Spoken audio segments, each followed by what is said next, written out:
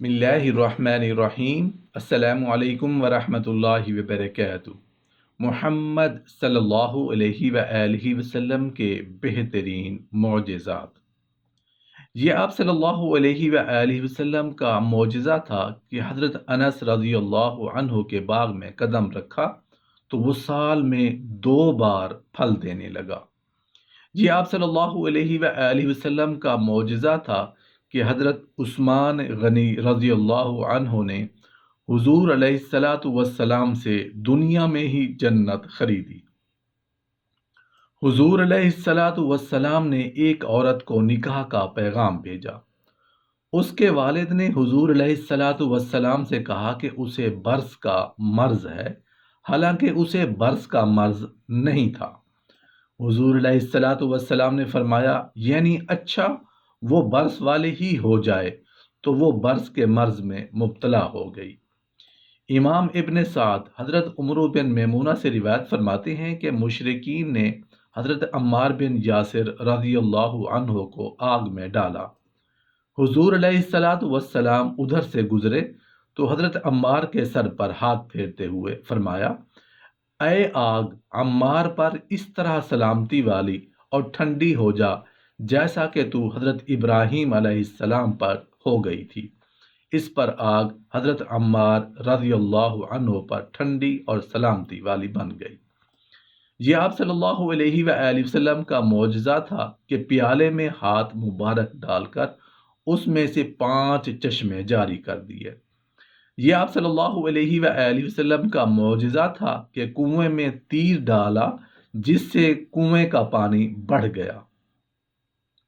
یہ آپ صلی اللہ علیہ وآلہ وسلم کا معجزہ تھا کہ بوڑھی عورت کے مشکیزہ سے اپنے ساتھ کے سب صحابہ کرام کو پانی پلایا، لیکن مشکیزہ کے پانی میں کوئی کمی واقع نہ ہوئی اور وہ ویسے کا ویسا ہی بھرا ہوا رہا۔ یہ آپ صلی اللہ علیہ وآلہ وسلم کا معجزہ تھا کہ 2 درختوں کو جوڑ کر اپنے ارد گرد پردہ بنا دیا۔ یہ آپ صلی اللہ علیہ وآلہ وسلم کا معجزہ تھا کہ ایک سرکش گھوڑے پر اپنا قدم رکھا تو وہ مطیع بن گیا۔ یہ آپ صلی اللہ علیہ وآلہ وسلم کا معجزہ تھا کہ درخت نے جھک کر نبی کریم صلی اللہ علیہ وآلہ وسلم پر سایہ کیا۔ یہ آپ صلی اللہ علیہ وآلہ وسلم کا معجزہ تھا کہ سوکھی بکری کے تھنوں سے دودھ کے برتن بھر گئے۔ یہ آپ صلی اللہ علیہ وآلہ وسلم کا معجزہ تھا کہ معارج سے واپسی کے بعد سورج کو غروب ہونے سے روک دیا۔ یہ آپ صلی اللہ علیہ وآلہ وسلم کا معجزہ تھا کہ ایام خندق میں بھی 1 روز سورج کو غروب ہونے سے روک دیا۔ یہ آپ صلی اللہ علیہ وآلہ وسلم کا معجزہ تھا کہ غروب شدہ سورج کو واپس لوٹایا گیا۔ یہ آپ صلی اللہ علیہ وآلہ وسلم کا معجزہ تھا کہ 2 مرتبہ چاند کو انگلی کے اشارے سے چیر دیا گیا۔ یہ آپ صلی اللہ علیہ وآلہ وسلم کا معجزہ تھا کہ حضرت ابو ہریرہ کو چادر میں قوت حافظہ عطا فرمائی۔ یہ آپ صلی اللہ علیہ وآلہ وسلم کا معجزہ تھا کہ حضرت عثمان بن ابی العاص رضی اللہ عنہ کو لعاب مبارک اور سینہ پر ہاتھ رکھنے سے قوت حافظہ عطا فرمائی۔ یہ آپ صلی اللہ علیہ وآلہ وسلم کا معجزہ تھا کہ کھجور کی ٹہنی کو تلوار بنا دیا۔ یہ آپ صلی اللہ علیہ وآلہ وسلم کا معجزہ تھا کہ حضرت قتادہ رضی اللہ عنہ کے تیر سے پھوڑی ہوئی آنکھ کو درست فرما دیا۔ یہ آپ صلی اللہ علیہ وآلہ وسلم کا معجزہ تھا کہ حضرت ابو ذر رضی اللہ عنہ کی آنکھ درست فرما دی۔ یہ آپ صلی اللہ علیہ وآلہ وسلم کا معجزہ تھا کہ حضرت حمزہ الاسلمی کی انگلیوں کو منور فرمایا۔ ابو نعیم عبادہ بن صامت رضی اللہ عنہ سے روایت فرماتے ہیں کہ حضور علیہ السلام نے فرمایا، جبرائیل علیہ السلام نے نصرت عطا فرمائی، میرے آگے روب کیا اور مجھے سلطنت اور ملک عطا فرمایا۔ حضرت عبد الرحمن بن ابی بکر صدیق رضی اللہ عنہ سے روایت ہے کہ حکم ابی العاص حضور علیہ السلام کے پاس آ کر بیٹھا کرتا تھا۔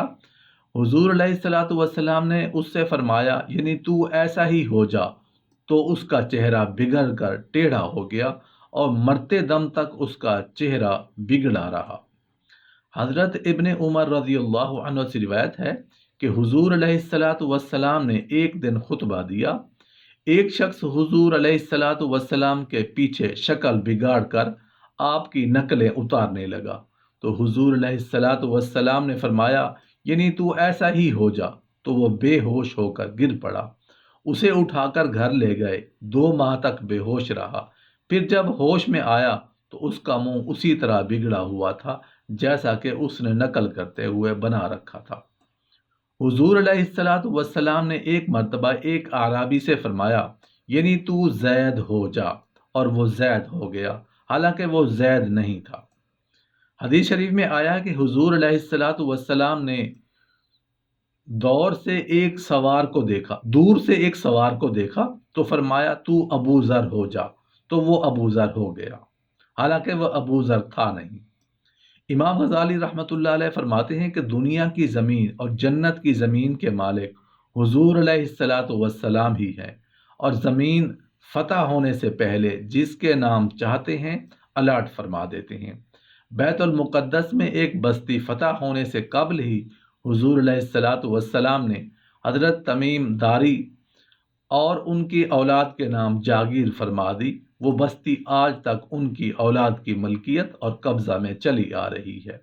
بعض حاکموں نے اس ملکیت کو تبدیل کرنا چاہا تو امام غزالی رحمۃ اللہ علیہ نے حاکم پر کفر کا فتویٰ جاری کر دیا کہ حضور علیہ السلام تو جنت کی زمین جس کے نام چاہتے جاگیر فرما دیتے، تو دنیا کی زمین بطریق اولا جس کے نام چاہیں الاٹ فرما دیں۔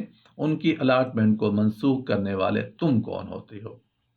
امیر عبد القادر رحمۃ اللہ علیہ فرماتے ہیں، حضور علیہ السلام کی ذات مقدس وہ ہے کہ کوئی مومن بعطائے الہی آپ کی قدرت سے خارج نہیں، جیسا کہ آپ کے خالق کی قدرت سے کوئی ممکن خارج نہیں۔